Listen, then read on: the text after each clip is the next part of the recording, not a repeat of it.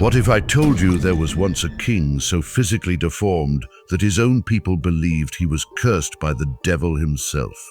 Meet Charles II of Spain, a monarch whose appearance was so shocking, his royal court whispered he must be bewitched. They called him El Hechizado, the bewitched one. But here's the thing. Charles wasn't cursed by supernatural forces. He was cursed by something far more sinister, his own royal bloodline. This is the story of how the most powerful dynasty in Europe destroyed itself from within, creating a king so broken that when he finally died, his autopsy revealed horrors that seemed to confirm every terrifying rumor. If you're ready to uncover the shocking historical secrets that textbooks won't tell you, hit that subscribe button, because we are just getting started with the disturbing truth behind royal power. Let's begin with the most infamous feature of the bewitched king, the jaw that could not close. When foreign ambassadors first met Charles II, many couldn't hide their shock. King of the most powerful empire on earth couldn't even close his mouth. His jaw protruded so far forward that his lips couldn't meet, leaving his mouth hanging permanently open. This wasn't an accident. It was the result of 2 centuries of the Habsburg family's darkest obsession, keeping the bloodline pure. They called it purity, but it was genetic Russian roulette. Cousins married cousins. Uncles married nieces. The family tree became a tangled loop. By the time he was born, Charles had the genetic diversity of someone whose ancestors had been stranded on a desert island for generations. The result was what everyone called the Habsburg Jaw. His lower jaw stuck out so dramatically that chewing was impossible. And this is where it gets truly disturbing. Every meal was a humiliating ordeal. Palace kitchens had to prepare his food like baby mush. Everything pureed, mashed, or liquid. Even then, soup would leak from the corners of his mouth. Solid food would simply fall out. Royal dinners, meant to be displays of majesty, became grotesque spectacles. Servants stood by, constantly dabbing saliva from their king's chin, and his speech was almost unintelligible. Foreign diplomats needed interpreters not for the language, but because they literally couldn't understand him. His words were wet, slurred mumbles. Palace records show his own mother wrote letters describing her terror that her son might choke to death on his own tongue during sleep. The most powerful ruler in Europe was a choking hazard, and the Habsburgs knew. They saw their children becoming more deformed with every generation. But power was more important. The jaw was just the tip of the iceberg. Charles II's entire body was a wreck.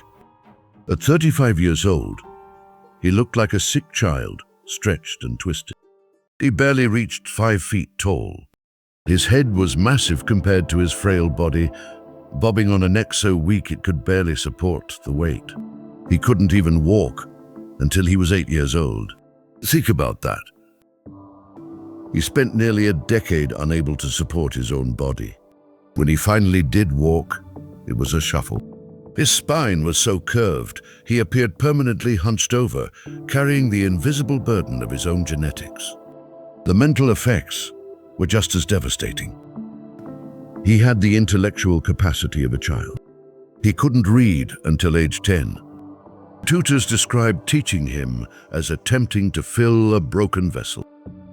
He would throw violent tantrums over minor things, followed by periods of complete withdrawal, staring at nothing for hours.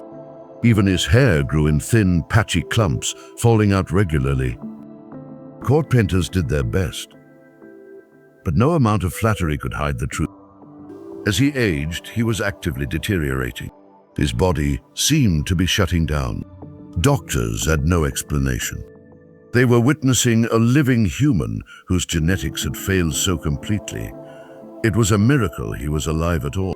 And here is where a personal tragedy became a continental disaster. The most powerful throne in Europe belonged to a man who couldn't produce an heir. He married twice, desperately trying to continue the dynasty. His first wife, a French princess, arrived in Spain expecting a king and found what courtiers whispered was barely a man.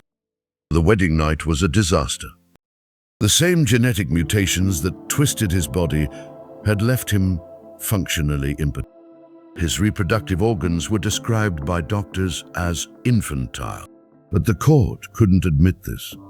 Instead, they blamed her. She was subjected to humiliating treatments and forced to drink disgusting concoctions.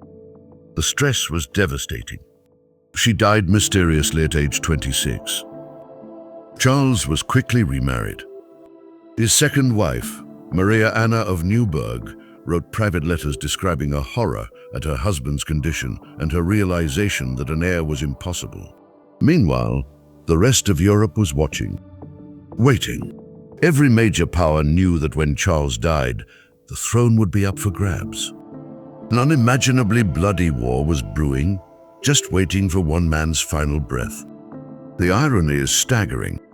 The dynasty that obsessively controlled marriage to concentrate power was about to lose everything because their final king couldn't consummate one. When science failed, the Spanish court turned to the supernatural. The church had a simple explanation: Charles was possessed by demons. What followed were some of the most bizarre ceremonies ever performed on a monarch. Full-scale public exorcisms. Nobles and foreign dignitaries were forced to watch their king writhing on the floor, while priests screamed Latin over his convulsing body. The corte's chief exorcist would force Charles to drink holy water mixed with ground-up religious relics, essentially B1 fragments in dirty water. The king would become violently ill, which the priests interpreted as demons fighting back. These ceremonies lasted for hours. They pressed crucifixes against his skin until he screamed. They became convinced the entire palace was cursed. In 1698, they ordered a purification. Hundreds of priceless objects were burned while priests chanted. Tragically, Charles seemed to believe it was working. His limited mind was susceptible to suggestion. When priests told him the demons were gone, his pain would temporarily subside, creating a horrific cycle where he would beg for more exorcisms. By the end, the chief exorcist claimed to have expelled 47 different demons from the king's body. In reality, they were torturing a dying man. When Charles II finally died in 1700, at age 38, the moment of truth arrived. God is actually inside the body of the bewitched king. What the royal physicians discovered was so shocking, the official report was suppressed. The details that leaked out painted a picture of internal horror. His heart, no larger than a walnut, shriveled and blackened. His lungs, corroded and gangrenous. His intestines, putrefied, essentially rotting inside his body. His head contained a large amount of fluid, crushing his brain. The royal physician concluded his report with a statement that sent shockwaves through Europe. It is a miracle this body sustained life for so long, as it contained not a single healthy organ. The medical evidence was so extreme, it actually reinforced the supernatural belief. How could someone survive that, unless dark forces were at play? Charles died without an heir. And just as predicted, Europe exploded into the War of the Spanish Succession. Continental bloodbath that killed hundreds of thousands. The Habsburg obsession with genetic purity didn't just destroy one man, it plunged a continent into war. Their final king became living proof that sometimes the greatest enemy of absolute power isn't revolution or invasion, it's biology itself. The curse was real. But it wasn't the work of the devil. It was the work of a dynasty so blinded by power, they sowed the seeds of their own destruction in their blood. These dark corners of history are full of secrets. If this story fascinated you, hit that like button and subscribe for more hidden truths. And tell me in the comments, what other royal mysteries are lurking in the shadows of history?